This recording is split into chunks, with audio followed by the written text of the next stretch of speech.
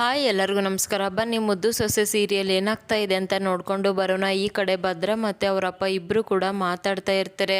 ಸರಿ ಕಣ ಭದ್ರ, ನೀನು ನಿಮ್ಮ ಅತ್ತೆ ಮನೆಯಲ್ಲಿ ಖುಷಿಯಾಗಿದ್ಬಾ ಅಂತ ಹೇಳಿದಾಗ, ಅಯ್ಯೋ ಭದ್ರ, ನೀನು ನಿಮ್ಮ ಅಪ್ಪನ ಹತ್ರ ಮಾತಾಡ್ತಾ ಇದೆಯಾ, ಅದೇನೋ ಇರುತ್ತೆ ಅಲ್ವಾ, ಅದನ್ನು ಆನ್ ಮಾಡು, ನಿಮ್ಮಪ್ಪ ಜೊತೆ ನಾನು ಮಾತಾಡಬೇಕು ಅಂತ ಹೇಳಿದಾಗ, ಅಪ್ಪಯ್ಯ ಇರು, ಅಮ್ಮಮ್ಮನೂ ಕೂಡ ಮಾತಾಡ್ತಾರೆ ಅಂತ ಹೇಳ್ಬಿಟ್ಟು ಸ್ಪೀಕರ್ಗೆ ಆನ್ ಮಾಡ್ತಾನೆ. ಅಯ್ಯೋ ಶಿವರಾಮೇಗೌಡ ಮಂತ್ರಿಗಳು ಬಂದಿದ್ರು ಅಂತ ಗೊತ್ತಾಯಿತು ಕಣೋ, ಅಂತೂ ನೀನು ಕಷ್ಟಪಟ್ಟಿದ್ದಕ್ಕೆ ನಿನಗೆ ಒಳ್ಳೆಯದೇ ಮಾಡ್ತಾ ಇದ್ದೇನೆ ಆ ದೇವರು ಅಂದಿದ ತಕ್ಷಣ, ಸರಿ ಕಣವ ಆಯಿತು, ಅದನ್ನೆಲ್ಲ ನಾನು ನೋಡ್ಕೊಳ್ತೀನಿ, ನೀವೆಲ್ಲರೂ ಕೂಡ ಹುಷಾರಾಗಿ ಖುಷಿಯಾಗಿ ಇದ್ದು ಬನ್ನಿ ಅಂತ ಹೇಳ್ತಾನೆ. ಇನ್ನು ಈ ಕಡೆ ವಿದ್ಯಾ ಕೂಡ ರೂಮಲ್ಲಿ ಬಟ್ಟೆನ ಮಡಿಸ್ತಾ ಇರಬೇಕಾದ್ರೆ ಅಲ್ಲಿಗೆ ಭದ್ರ ಕೂಡ ಬರ್ತಾನೆ. ಬಂದಿದ್ದ ತಕ್ಷಣ ಯಾಕೆ ಬೇಜಾರಲ್ಲಿದ್ದೀರಾ, ಏನಾದರೂ ಬೇಕಾ ಅಂತ ವಿದ್ಯಾ ಕೇಳ್ತಾಳೆ. ಇಲ್ಲ ಕಣಮ್ಮಿ, ಬಾ ಇಲ್ಲಿ ಅಂತ ಹೇಳ್ಬಿಟ್ಟು, ಬೆಳಗ್ಗೆ ಆ ರೀತಿ ನಾನು ಮಾಡಿದ್ದಕ್ಕೆ ನಿನಗೆ ಬೇಜಾರಾಗಿರಬೇಕು ಅಲ್ವಾ ಅಂತ ಹೇಳ್ತಾನೆ. ಅಯ್ಯೋ ಇಲ್ಲಪ್ಪ, ಆ ರೀತಿ ಏನಿಲ್ಲ ಅಂತ ವಿದ್ಯೆ ಹೇಳ್ತಾಳೆ. ಆಗಿದ್ಮೇಲೆ ನೀನು ನಿಮ್ಮ ಅಮ್ಮನ ಹತ್ರ ಹೋಗಿ ಅಳ್ತಾ ಇದ್ದೆ ತಾನೆ ಅಂದಾಗ, ಆ ಕ್ಷಣಕ್ಕೆ ನನಗೆ ತುಂಬಾ ಕೋಪ ಇತ್ತು, ಆದರೆ ನೀವು ಯಾವಾಗ ಮೀನು ತೊಗೊಂಡು ಬಂದು ಸಾಂಬಾರೆಲ್ಲ ಮಾಡಿದ್ರಿ ಅಲ್ವಾ, ಅದನ್ನು ನೋಡಿಬಿಟ್ಟು ನನ್ನ ಕೋಪ ಎಲ್ಲ ಮಾಯ ಆಯಿತು ಅಂದಿದ ತಕ್ಷಣ ವಿದ್ಯಾ ಅಂತೂ ತುಂಬಾ ಖುಷಿ ಪಡ್ತಾ ಇರ್ತಾಳೆ. ಅಮ್ಮಿ, ಇನ್ಯಾವತ್ತೂ ಕೂಡ ನಿನಗೆ ಬೇಜಾರು ಮಾಡಬಾರ್ದು ಅಂತ ಅಂದ್ಕೊಂಡಿದ್ದೀನಿ, ನಾನು ನಿನ್ನನ್ನು ಮಹಾರಾಣಿ ಥರ ನೋಡ್ಕೋಬೇಕು ಅಂತ ಇದ್ದೀನಿ, ಆದರೆ ಬೆಳಗ್ಗೆ ಅವನು ಯಾರೋ ಮಾಡಿದ್ದಕ್ಕೆ ನಾನು ಸುಮ್ಕೆ ನಿನ್ನ ಮೇಲೇ ಕೋಪ ಮಾಡ್ಕೊಂಡ್ಬಿಟ್ಟೆ, ದಯವಿಟ್ಟು ನನ್ನನ್ನು ಕ್ಷಮಿಸ್ಬಿಡು ಅಂತ ಹೇಳಿದಾಗ, ಅಯ್ಯೋ ಯಾಕೆ ನೀವೆಲ್ಲ ಕ್ಷಮೆ ಕೇಳ್ತಾ ಇದ್ದೀರಾ, ಆದರೆ ಏನು ಗೊತ್ತಾ, ಒಂದೊಂದು ಸಲ ನೀವು ತುಂಬ ಕೋಪ ಮಾಡ್ಕೊಳ್ತೀರಲ್ವಾ, ಅದನ್ನು ನೋಡ್ತಾ ಇದ್ದರೆ ನನಗೆ ತುಂಬಾ ಭಯ ಆಗುತ್ತೆ, ಅಷ್ಟೊಂದು ಕೋಪ ಒಳ್ಳೇದಲ್ಲ ಅಂತ ವಿದ್ಯೆ ಹೇಳ್ತಾಳೆ.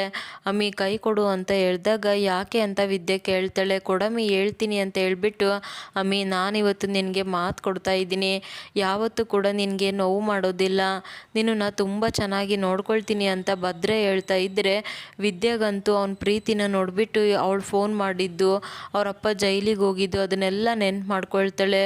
ನಾನು ನೋಡಿದರೆ ಇಂಥ ಕೆಲಸ ಮಾಡಿದ್ದೀನಿ, ಇವ್ರು ನೋಡಿದರೆ ನನ್ನನ್ನು ಮಹಾರಾಣಿ ಥರ ನೋಡ್ತಾ ಇದ್ದಾರೆ, ಏನಪ್ಪ ಮಾಡೋದು ಅಂತ ವಿದ್ಯಾ ಅಂದ್ಕೊಳ್ತಾ ಇರಬೇಕಾದ್ರೆ, ಸರಿ ಇರಿ ಕೆಲಸನ ಅರ್ಧಕ್ಕೆ ಬಿಟ್ಟು ಬಂದಿದ್ದೀನಿ ಅಂತ ಹೇಳ್ಬಿಟ್ಟು ಬಟ್ಟೆನ ತಗೊಂಡೋಗಿ ಕಬೋರ್ಡ್ಗೆ ಇಡಕ್ಕೆ ಹೋಗ್ತಾಳೆ.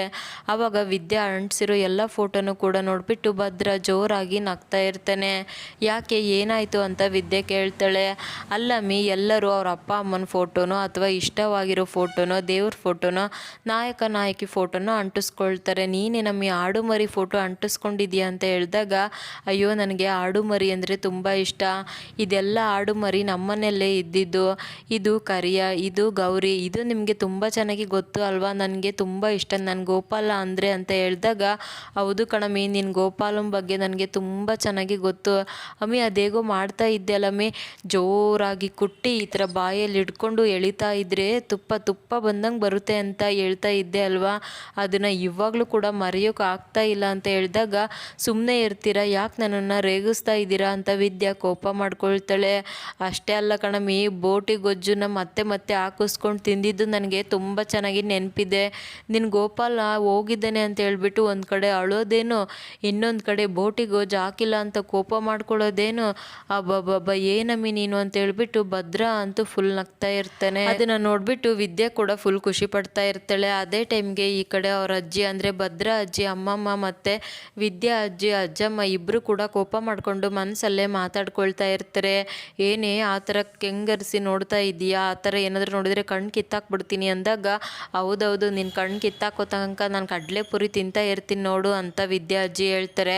ಅಲ್ಲ, ನನ್ನ ಮೊಮ್ಮಗನ ಈ ಮನೆ ಕರ್ಕೊಂಡು ಬಂದು ಹಿಂಸೆ ಕೊಡ್ತಾ ಇದ್ದೀರಾ, ಕಷ್ಟ ಕೊಡ್ತಾ ಇದ್ದೀರಾ, ಬರಲಿ ನಿನ್ನ ಮೊಮ್ಮಗಳು ನಮ್ಮ ಮಟ್ಟಿಗೆ ಬಂದಾಗ ಅವಳಿಗೂ ಹಾಗೆ ಮಾಡ್ತೀನಿ ಅಂತ ಹೇಳ್ತಾರೆ.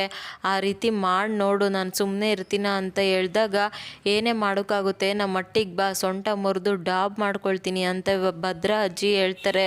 ಹೌದಾ, ನಾನು ನಿಮ್ಮ ಮಟ್ಟಿಗೆ ಬರೋ ತನಕ ನೀನು ಕಾಯಬೇಕು, ಇವಾಗ ನೀನು ನಮ್ಮ ಮಟ್ಟಿಲಿದೆಯಾ, ನಿನ್ನ ಸೊಂಟನ ಮುರಿದು ನಾನು ಕಾಸಿನ ಸರ ಮಾಡಿಸ್ಕೊಳ್ತೀನಿ ಕಣೆ ಅಂತ ಹೇಳ್ತಾರೆ. ಇಬ್ಬರು ಕೂಡ ಮಾತಾಡ್ಕೊಳ್ತಾ ಇರಬೇಕಾದ್ರೆ, ಯಾಕೆ ಬಿಕ್ತಿಯಮ್ಮ ಆ ರೀತಿ ನೋಡ್ತಾ ಇದ್ದೀರಾ ಅಂತ ವಿದ್ಯಾ ಅಜ್ಜಿ ಕೇಳ್ತಾರೆ. ಅಲ್ಲ, ನಂದು ಬಿಟ್ಟಾಕು, ನೀನೇನು ಆವಾಗಲಿದ್ದ ನನ್ನನ್ನು ತಿನ್ನೋಳ ಥರ ನೋಡ್ತಾ ಇದೆಯಾ ಅಂತ ಕೇಳ್ತಾರೆ. ಅಯ್ಯೋ ಆ ರೀತಿ ಏನಿಲ್ಲ ಬಿಕ್ತಿಯಮ್ಮ, ಹೋಗಿ ನಿಮಗೆ ಏನಾದರೂ ಕಾಫಿ ಮಾಡ್ಕೊಂಡು ಬರಲಾ ಅಂತ ಕೇಳ್ತಾರೆ. ಏನು ಬೇಡ ಅಂತ ಹೇಳ್ಬಿಟ್ಟು ತಿರುಗಿದ ತಕ್ಷಣ ಟೇಬಲ್ಲು ಕಾಲಿಗೆ ಬಡಿದ್ಬಿಡುತ್ತೆ.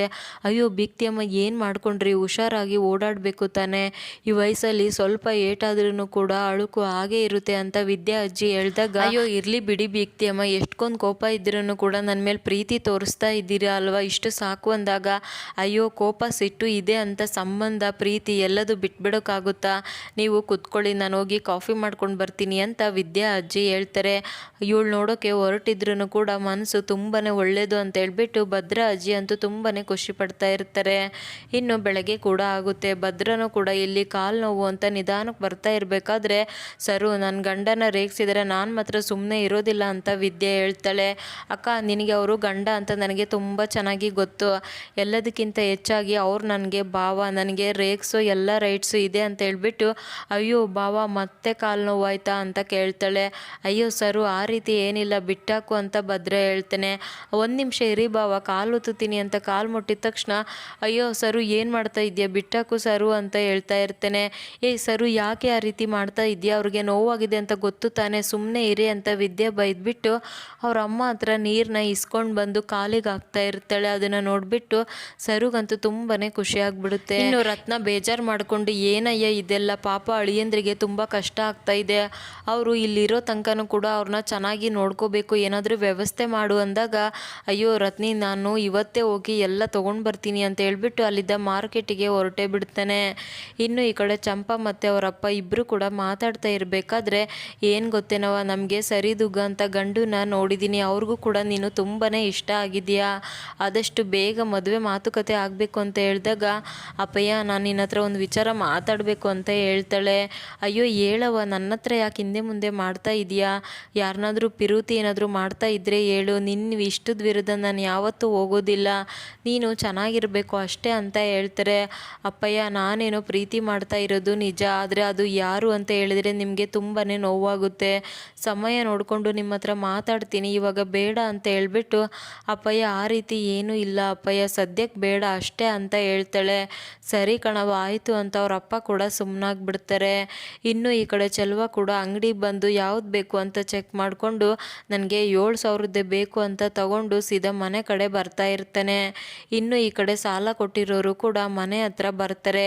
ಎಲ್ಲ ಇದೆಯಾ ಚೆಲುವ ಬಾರ ಆಚೆ ಅಂದಿದ ತಕ್ಷಣ ರತ್ನ ಕೂಡ ಮನೆಯಿಂದ ಆಚೆ ಬರ್ತಾಳೆ.